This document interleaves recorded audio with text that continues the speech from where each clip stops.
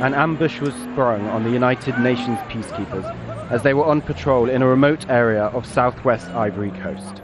Several peacekeepers and civilians died. The government says it will find the attackers. Their convoy was attacked south of the town of Tai, near the Liberian border. While the bodies were evacuated, a few dozen peacekeepers are still there, and the UN says it's sending reinforcements. I understand that their colleagues are still in danger.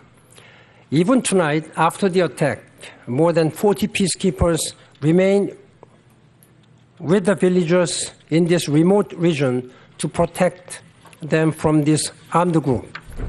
UN peacekeepers were deployed to the Ivory Coast in 2004 to help end the country's civil war and stayed through a recent political crisis. This is believed to be the first direct target on UN staff. In the last year, militias supporting Ivory Coast former President Laurent Gbagbo have crossed from Liberia several times, according to rights groups. The militias raided villages believed to be loyal to President Alassane Ouattara. At least 40 people have been killed. Throughout the crisis, there were inciting language that was used against the UN by the Gbagbo camp, but this is the first real incident during the post-election crisis and its aftermath that's resulted in the death of UN peacekeepers.